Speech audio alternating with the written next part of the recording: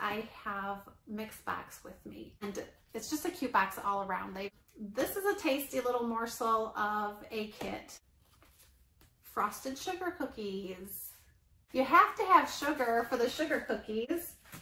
Some of you bakers out there are probably going, oh, you're waiting to see what my cookies look like. I actually am a molecular biologist, and I have mixed chemicals and reagents together and I've done fine. So you'd think I would be able to bake a cookie.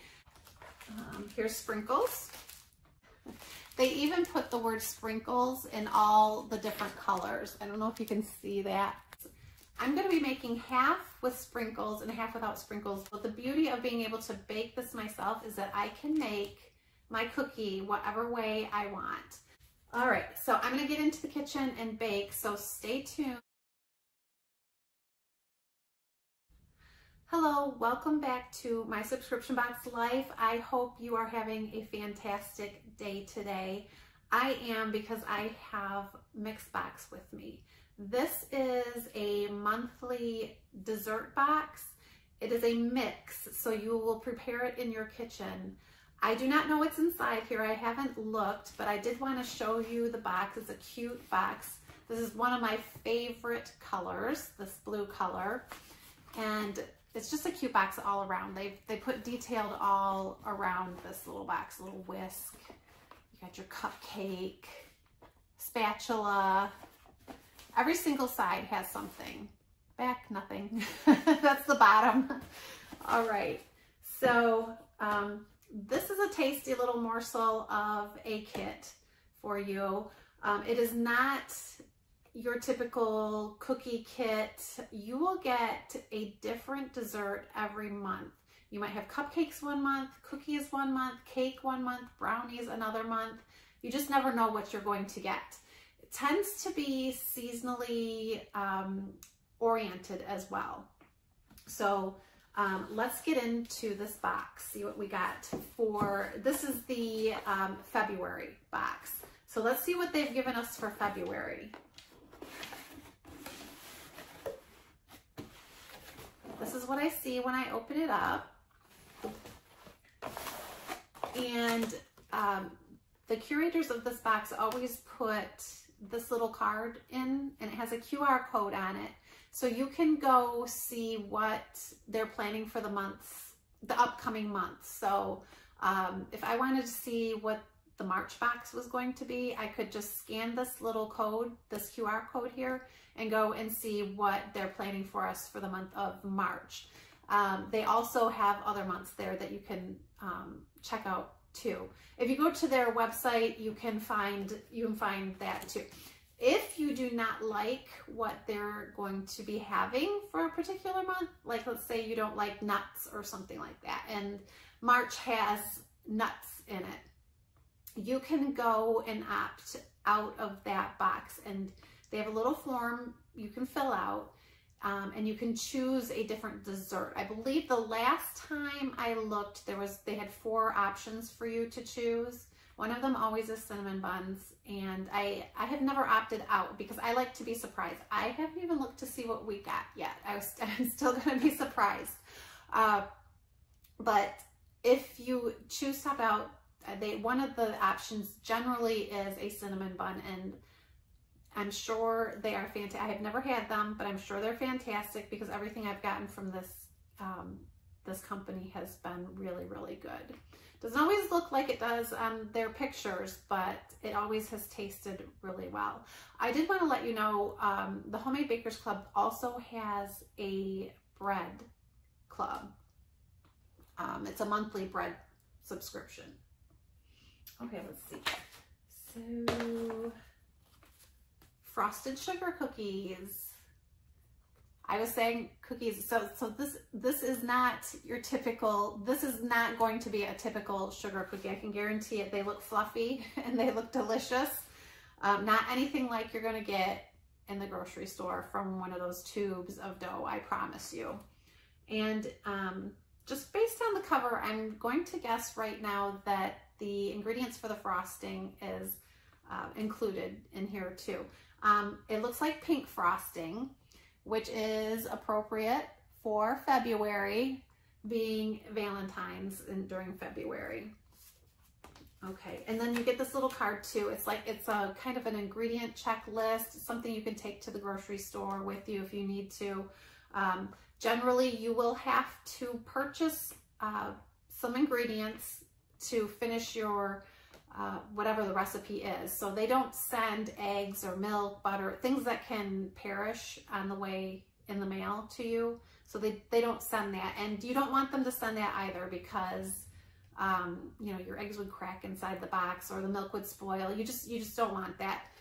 And generally it's just a limited number of ingredients that you would have to purchase. So in this particular one, we have to get butter, eggs, and sour cream. So just 3 items is all we need for this particular kit. So there's our little checklist, handy dandy to take to the grocery store if you need to. Okay, let's get into the kit. All right, so at the bottom of your pamphlet that they put in here, it will put a baker's level, and this is a baker's level 2. So it goes from 1 would be the easiest to bake, and 4 would be a difficult recipe to bake. So number 2 is good for me. If you watched any of my other videos, you know I'm not the best cook. Things have been turning out for me lately, though, I have to say. So maybe I'm catching on, but 2 is probably good for me. All right, so you'll see when you open up your little pamphlet, they put pictures at the bottom so that you can kind of get an idea of what it's supposed to look like as you're going through the steps in baking. Okay, so the other tools that they're suggesting that you need, and let me just tell you, I do not have a lot of tools. I am not a big cook. So I don't have any fancy tools. I just have some normal tools to do my cooking with. And I have had to make some like adjustments. At one time I didn't have a whisk. So instead of a whisk, I used a fork. So if you have a good imagination, and you can usually have whatever it is that you need as far as kitchen tools go, but it's suggesting that you have cookie sheets, large, medium, and small bowl, an electric mixer, cake scoop or just a regular spoon, it's saying, a rubber spatula, and a butter knife. All right, so I do actually have all of those items. So I'm good for this. All right, so let's get into this. See, 6 steps. It's always 6 steps, and I've never had a problem following the recipe. It's very well written, and I've never been confused. I've always been able to follow the recipes fine. So it looks like this. It's always in this kind of like little wrapping paper, like you're opening a little present. Let's see what we have in here. Aside from the perishable items, they put everything in here. So I'm guessing I'm just gonna guess, I hope I'm not wrong, but I'm guessing that they probably have parchment paper in here to put on your baking tray so that your cookies don't stick to your tray while they're baking. All right, so they have these little bags in here. Let me just look here. Okay, here's bag 1. So as you can see, the bags have numbers on them, and it corresponds to steps in your recipe. So it'll say add bag 1 at a particular step, and you just find bag 1 and stick it in there. So let me tell you what's in bag 1. Here it says bag 1 has the sugar in it, and I guessed that. It feels like sugar, and we're having sugar cookies. So you have to have sugar for the sugar cookies. Bag 2 right here, a tiny bag. See, nice and prominent. You cannot mistake these bags. You can't get them mixed up. Bag 2 is leavening agents. So I'm actually going to have to look up the definition of leavening agents. I don't know what that is. I'm guessing it might be like a baking soda. Let me see if I can figure it out for you. Yeah, there's a baking soda, baking powder, cream of tartar, cornstarch, salt in this little bag here. So that's what leavening agents are. But I'm going to go look up the definition just to see exactly what that means. So not only will I be baking sugar cookies this month of February, I will also be educating myself on what exactly the ingredients do for these cookies. I feel like that might be something that might help them puff up and make them nice and fluffy. I will find out. Okay, bag 3. This feels like the flour. Yes, it's the flour. And we have bag 4. Bag 4, this is just, it's kind of feeling like powdered sugar to me. Yep, powdered sugar. And I'm guessing just from making some frosting with mixed box before, this is probably for the frosting. Some of you bakers out there are probably going, oh, you're waiting to see what my cookies look like. I actually am a molecular biologist, and I have mixed chemicals and reagents together, and I've done fine. So you'd think I would be able to bake a cookie. Cross my fingers, we'll see how I do. Okay, what is this? Oh, they give you some red food coloring if you want to make that nice pink color for your frosting. See, I told you they give you everything. Here's sprinkles. I'll show them to you. They have the nice little rainbow sprinkles. Fun. My kids will love sprinkles. And they even put the word sprinkles in all the different colors. I don't know if you can see that. Isn't that cute? See, they're having fun putting the kit together too. We're going to have fun eating it. All right, here's vanilla. And these little containers, you can use these over again. These are nice sturdy little containers, and you can use these for other things, whatever you need it for. I mean, this could be a good little pot for some moisturizer to put in a travel bag if you needed it.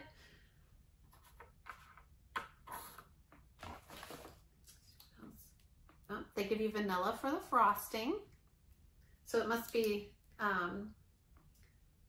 let's see if they have different amounts. Yes, there is actually different amounts too. So just be careful if you are baking this. These are, it looks like it's 2 different volumes of vanilla. So make sure you're reading the vanilla label to make sure you're putting the correct one in the cupcake or the cookies and the correct one in your frosting. And yep, I was right. It's the parchment paper, and they must have some kind of baking parchment paper. It has to be specially cut before they give it to you, because it's perfectly rectangular for my baking pan.